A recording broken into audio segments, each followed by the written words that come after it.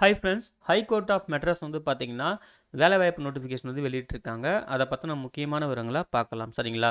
இந்த நோட்டிஃபிகேஷன் வந்து பார்த்தீங்கன்னா, இங்கிலீஷ் வெர்ஷன்லேயும் இருக்கும், தமிழ் வெர்ஷன்லேயும் இருக்கும். உங்களுக்கு எந்த வெர்ஷன் வேணுமோ அதை டவுன்லோட் பண்ணி நீங்கள் செக் பண்ணிக்கலாம். ரெண்டுத்துக்கான லிங்க்குமே நான் தரேன். சரிங்களா? ஸோ இதுக்கான ஆன்லைன் அப்ளிகேஷன் வந்து பார்த்தீங்கன்னா, ஏப்ரல் 6, 2025 அன்றைக்கே ஓப்பன் ஆகிடுச்சு. லாஸ்ட் டேட் வந்து பாருங்கள், மே 5, 2025 தான் லாஸ்ட் டேட். சரிங்களா? ஃபீஸ் பே பண்ணுறதுக்கு மட்டும் பார்த்தீங்கன்னா ஒரு நாள் எக்ஸ்ட்ரா டைம் தராங்க ஃபீஸ் பே பண்ணுறதுக்கு மட்டும். சரிங்களா? மே 6, 2025 தான் ஃபீஸ் பே பண்ணுறதுக்கு லாஸ்ட் டேட். சரிங்களா? ஆனால் அப்ளிகேஷன் வந்து அப்ளை பண்ணுறதுக்கு மே 5, 2025 தான் லாஸ்ட் டேட். ஓகேங்களா? அதே போல் கம்ப்ளீட்டாக ஆன்லைன் மோடு தான் தெளிவாக சொல்லியிருக்காங்க. அதையும் வந்து செக் பண்ணிக்கோங்க. ஓகேங்களா? அதுக்கு பிறகு இதுக்கு அப்ளை பண்ணுறதுக்கு வந்து பார்த்தீங்கன்னா, நீங்கள் வந்து மொபைல்லலாம் அப்ளை பண்ணக்கூடாது. ஒன்லி லேப்டாப் இல்லைனா டெஸ்க்டாப். சரிங்களா? இதன் மூலியமாக தான் நீங்கள் அப்ளை பண்ணுற மாதிரி இருக்கணும் அப்படின்னு சொல்லியிருக்காங்க. அப்போ தான் கம்ஃபர்டபுளாகவும் இருக்கும்னு சொல்லியிருக்காங்க. சரிங்களா? ஸோ தெளிவாக பார்த்துட்டு அப்புறம் அப்ளை பண்ணுங்கள். அப்புறம் நம்பர் ஆஃப் வேகன்சி வந்து பார்த்தீங்கன்னா, வேரியஸ் போஸ்ட்டுக்கு வந்து சொல்லியிருக்காங்க. அது ஒவ்வொன்றா நம்ம பார்க்கலாம். சரிங்களா? ஃபஸ்ட்டு வந்து பார்த்தீங்கன்னா, சாப்தார் அப்படின்னு சொல்லிட்டு 12 வேகன்சி. அதுக்கு பிறகு ஆஃபீஸ் அசிஸ்டண்ட்டுக்கு வந்து பார்த்தீங்கன்னா 137 வேகன்சியும், ரெசிடென்ஷியல் அசிஸ்டண்ட்க்கு வந்து பார்த்தீங்கன்னா 87 வேகன்சியும், ரூம் பாய்க்கு வந்து 4 வேகன்சின்னு சொல்லியிருக்காங்க. ஸோ இதே நீங்கள் தமிழ்லையும் செக் பண்ணிக்கலாம். சோப்தார், அலுவலக உதவியாளர், வீட்டு உதவியாளர், ரூம் பாய் அப்படின்னு சொல்லிட்டு. ஓகேங்களா? இதுக்கான பே ஸ்கேல் வந்து பார்த்தீங்கன்னா 15,700லேருந்து 58,100 வரைக்கும் ப்ளஸ் அலவன்ஸ்லாம் இருக்கும்னு சொல்லியிருக்காங்க. ஸோ நோட் பண்ணிக்கோங்க. ஓகேங்களா? அதுக்கு பிறகு எஜுகேஷனல் குவாலிஃபிகேஷன் வந்து பாருங்கள். கல்வித் தகுதியை பார்த்தீங்கன்னா மினிமம் 8லேருந்து. ஓகேங்களா? 8th படிச்சிருந்தாலும் அதுக்கான குவாலிஃபிகேஷன் இருக்குது.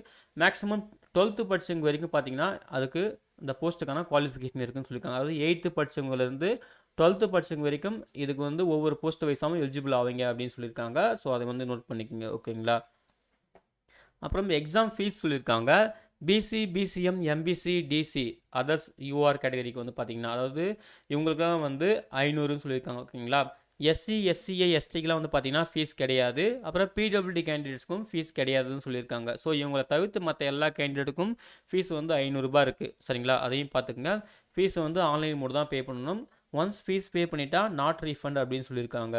அப்புறம் செலெக்ஷன் மோடு வந்து பார்த்தீங்கன்னா ஒரு 3 ஸ்டேஜ் இருக்குது. Written exam, skill test, certificate verification. ஓகேங்களா? ஸோ ரிட்டன் எக்ஸாமுக்கான அந்த எக்ஸாம் பேட்டர்ன் கொடுத்துருக்காங்க. ஸோ எப்படி இருக்குன்னு சொல்லிட்டு தெளிவாக வந்து பார்த்துக்குங்க. மொத்தம் 65 மார்க் வந்து எக்ஸாம் வைப்பாங்க. அது வந்து பார்ட் ஏ, பார்ட் பியாக பிரிக்கிறாங்க. பார்ட் ஏக்கு வந்து பார்த்தீங்கன்னா மேக்ஸிமம் 25 மார்க்கும் தமிழ் எலிஜிபிள் டெஸ்ட் வந்து வந்துடும். ஓகேங்களா? மினிமம் குவாலிஃபைங் மார்க் வந்து பார்த்தீங்கன்னா 25க்கு 10 மார்க் நீங்கள் கண்டிப்பாக எடுத்தே ஆகணும். இதுவே நீங்கள் ஃபிசிக்கலி ஹேண்டிகேப்டட் ஸ்டூடெண்ட்டாக கேண்டிடேட்டாக இருந்தீங்கன்னா உங்களுக்கு வந்து இங்கிலீஷ் லாங்குவேஜில் டெஸ்ட்டு நீங்கள் அட்டன் பண்ணிக்கலாம். உங்களுக்கு மட்டும் ஆப்ஷன் தராங்க. நீங்கள் தமிழ் படிக்கல, இங்கிலீஷ் மீடியம் படிச்சிருந்தீங்கன்னா நீங்கள் இங்கிலீஷ் லாங்குவேஜ் சூஸ் பண்ணி அந்த டெஸ்ட் எழுதிக்கலாம். அதாவது ஜென்ரல் இங்கிலீஷ்லேயே எழுதிக்கலாம். சரிங்களா?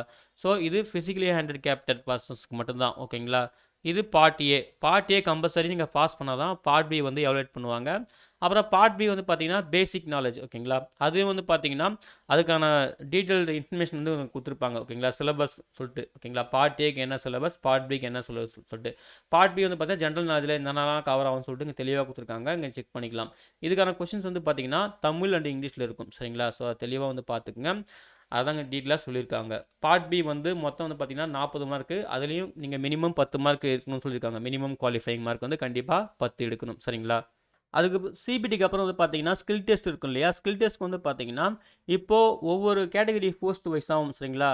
ஒவ்வொரு கேட்டகரி கம்யூனிட்டி கேட்டகரிக்கு உங்கள் வேகன்சி வந்து பார்த்தீங்கன்னா 5க்கு மேலே இருந்துச்சுன்னா, அதாவது ஒவ்வொரு கம்யூனிட்டி கேட்டகரி வைஸ் 5க்கு மேலே வேகன்சி இருந்துச்சுன்னா ஒரு வேகன்சிக்கு 4 பேர் அப்படின்ற அடிப்படையில் கால் பண்ணுவாங்க. அதாவது சிபிடி வந்து முடிஞ்சதுக்கப்புறம். சரிங்களா? ஸ்கில் டெஸ்ட்டுக்கு வந்து சப்போஸ் உங்கள் கேட்டகரிக்கு அந்த வேகன்சி வந்து பார்த்தீங்கன்னா 4க்கு கீழே இருந்தால் வந்து வச்சிங்களா, ஒரு வேக்கன்சிக்கு 5 பேர் என்ற அடிப்படையில் வந்து நாங்கள் கால் பண்ணுவோம். அதாவது சிபிடி பர்ஃபார்மன்ஸ் பேஸ் பண்ணி. சரிங்களா?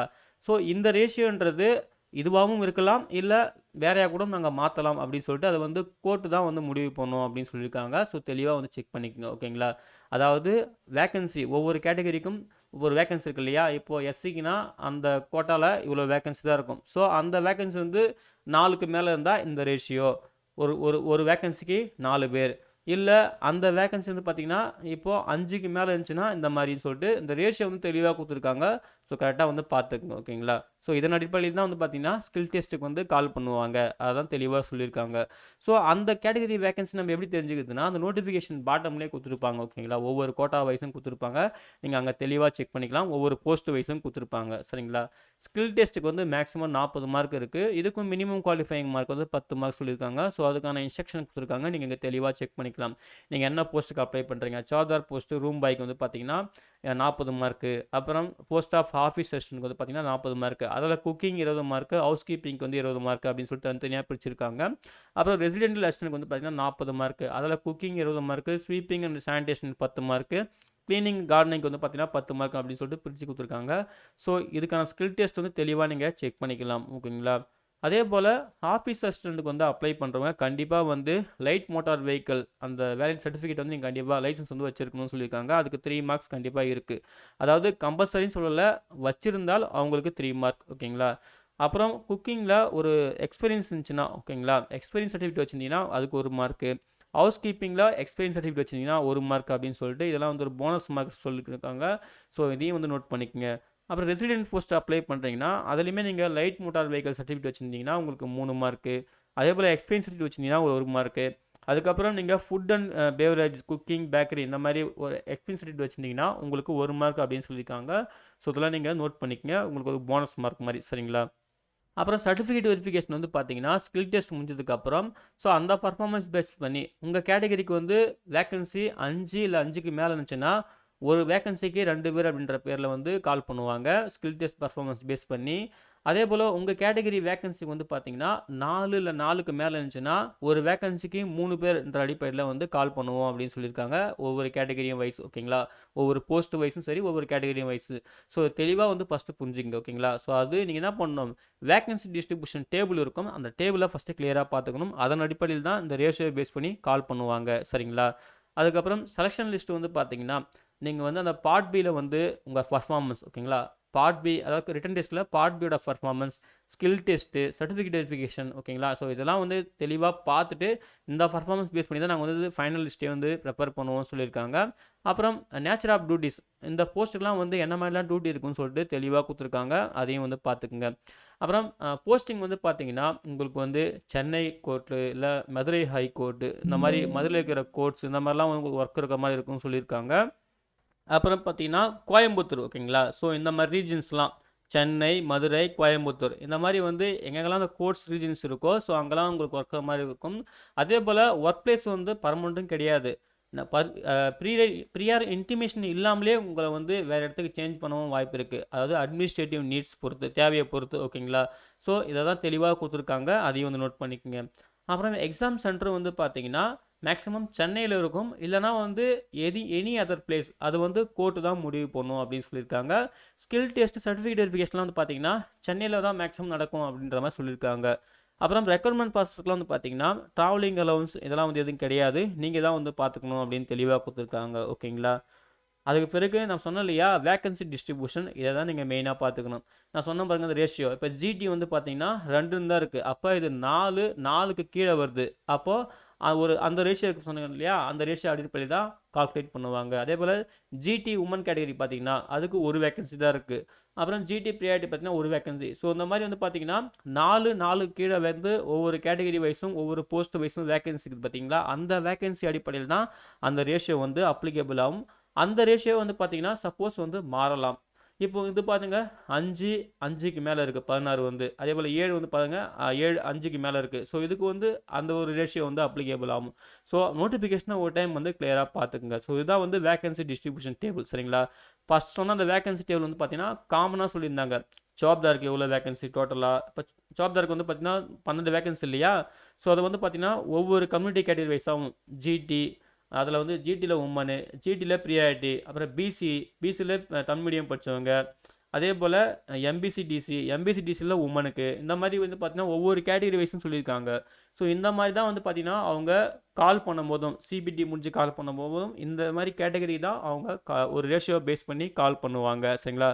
ஸோ நீங்கள் இந்த டேபிளை கிளியராக பார்த்துக்குங்க. நீங்கள் வந்து ஜாப்தாருக்கு எலிஜிபிளா, இல்லை ஆஃபீஸ் அசிஸ்டண்ட்டுக்கு எலிஜிபிளா, சரிங்களா, இல்லைனா இந்த போஸ்ட்டுக்கு எலிஜிபிளான்னு தெளிவாக எந்த போஸ்ட்டுக்கு எலிஜிபிளோ ஸோ அந்த போஸ்ட்டுக்கான வேக்கன்சி எவ்வளோ, உங்கள் கேட்டகரிக்கு வேக்கன்சி எவ்வளோன்னு சொல்லிட்டு தெளிவாக செக் பண்ணுங்கள். ரொம்ப ரொம்ப நல்லது. உங்கள் கம்யூனிட்டி கேட்டகரி என்ன, எஸ்சிக்கு எவ்வளோ இருக்குது, எஸ்டிக்கு எவ்வளோ இருக்குது, பிசிக்கு எவ்வளோ இருக்குது, எம்பிசிக்கு எவ்வளோ இருக்குன்னு சொல்லிட்டு அதுலேயுமே வந்து பார்த்தீங்கன்னா உட்பிரிவுலாம் இருக்குது. தமிழ் மீடியம் படித்தவங்க அதில் ப்ரியாரிட்டி, அதில் உமன் சொல்லிட்டு தெளிவாக ஒவ்வொரு கேட்டகரி வைஸ் தான் கொடுத்துருக்காங்க. பாருங்கள் 46 கேட்டகரி வரைக்கும் போயிருக்கு.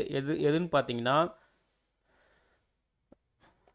ஆஃபீஸ் அசிஸ்டன்ட் வந்து பார்த்தீங்கன்னா 48 கேட்டகரி வரைக்கும் சொல்லியிருக்காங்க பாருங்கள். ஸோ 46 கேட்டகரி வரைக்கும் சொல்லியிருக்காங்க. அந்த 137 வேகன்சியை 46 கேட்டகரி வரைக்கும் சொல்லியிருக்காங்க. ஸோ நீங்கள் தெளிவாக செக் பண்ணுறது ரொம்ப நல்லது. ஜிடி வந்து பார்த்தீங்கன்னா ஜென்ரலில் வரும். ஜென்ரலில் வந்து எல்லாருமே காம்படேட் பண்ணுற மாதிரி இருக்கும். ஓகேங்களா. ஸோ அது இல்லாமல் உட்பிரிவு, ஓகேங்களா, ஒவ்வொரு கேட்டகரிஸாகவும் இருக்கிற அந்த வேகன்சியை தெளிவாக செக் பண்ணுறது ரொம்ப ரொம்ப நல்லது. ஓகேங்களா. ஸோ இதுதான் வந்து vacancy table, distribution table. So first தெளிவாக செக் பண்ணிக்கோங்க. ஸோ அவ்வளோதான் ஃப்ரெண்ட்ஸ். இதுதான் வந்து பார்த்தீங்கன்னா ஹைகோர்ட் ஆஃப் மெட்ராஸ் அறிவிச்சிருந்த வேலைவாய்ப்பு நோட்டிஃபிகேஷன்ஸ்க்கான முக்கியமான விவரங்கள். ஓகேங்களா. ஸோ அப்ளை பண்ணுறதுக்கு லாஸ்ட் டேட் வந்து இன்னும் டைம் இருக்குது. மே 5, 2025 தான் லாஸ்ட் டேட், சரிங்களா. நோட்டிஃபிகேஷனாக ஒரு டைம் கிளியராக பாருங்கள். எலிஜிபிலிட்டி கிட்டெல்லாம் கரெக்டாக மீட் ஆச்சுன்னா ஆன்லைனில் மிஸ்டேக் இல்லாமல் அப்ளை பண்ணுங்கள், சரிங்களா.